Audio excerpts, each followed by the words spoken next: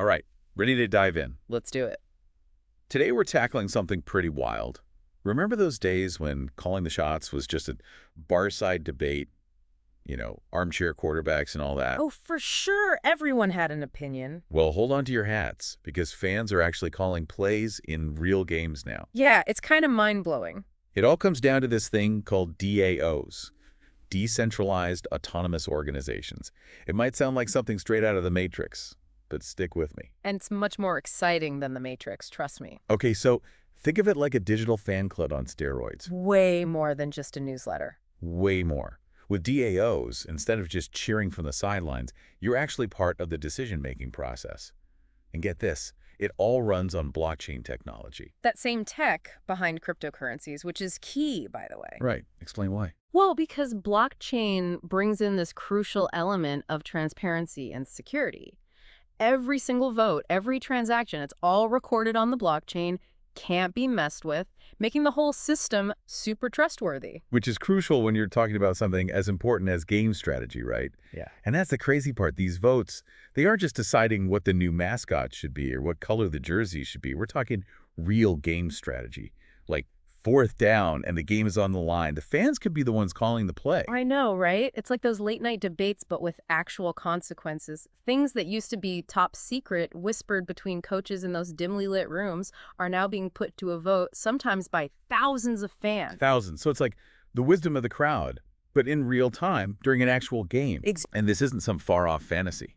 Fan-controlled football, or FCF, has actually been doing this for a while now. They built a whole league around it. Fans vote on plays in real time, all through an app, and get this, players actually have to follow their lead. It's pretty wild to watch, and I think it's really exciting. It challenges the very idea of how a sports team is run. That being said, FCF has had its share of growing pains. Right. It's not easy to wrangle the collective decision-making power of thousands of fans and turn it into, a cohesive and winning strategy. They're actually taking a bit of a timeout, regrouping, coming back in 2025, trying to refine that decision-making process. So FCF is benched for now, but the DAO revolution, Yeah. it's definitely not going anywhere. Yeah. DAOs are popping up all over the place in the sports world. All over, yeah. Like take Krause House, for example. They set their sights on buying an NBA team. Ambitious. Super ambitious. Sadly, that was a swing and a miss. It happens. But they didn't give up. They pivoted. And guess what? They managed to snag a team in Ice Cube's Big Three League. Talk about a comeback story. Seriously. And here's another one for you, links DAO. Imagine a group of, die-hard golf fanatics. I love it. They come together, they pool their resources using a DAO, and they manage to buy an entire golf course. Not just any golf course, a golf course in Scotland. Scotland, the home of golf. That's incredible. Incredible. And it shows you just how diverse the applications for this technology are within the world of sports. And let's not forget, one of the most audacious moves yet, the attempt to buy the Denver Broncos. Now, that one really captured everyone's attention. I was glued to the news. Me too.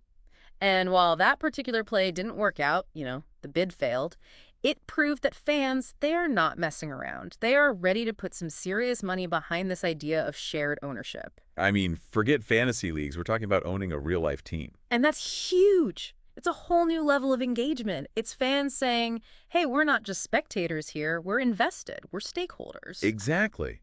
And it makes you wonder, where does it go from here? What's next? Right. We've already got these metaverse racing teams popping up where, and this is wild, fans can actually influence things like car upgrades and driver strategies all from their living room. It's like a video game come to life. But in the metaverse, it kind of is a video game.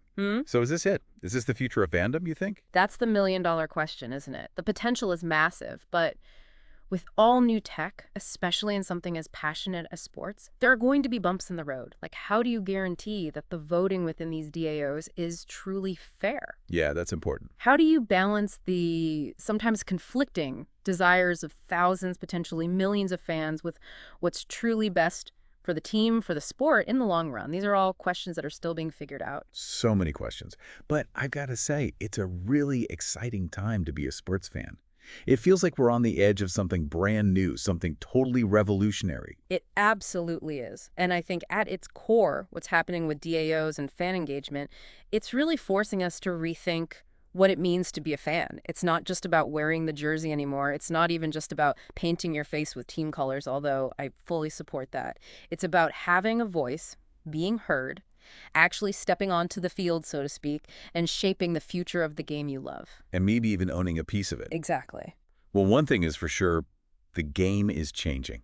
And it's going to be fascinating to see where this all takes us. Couldn't agree more. Thanks for diving in with us. Until next time, keep those fan theories coming.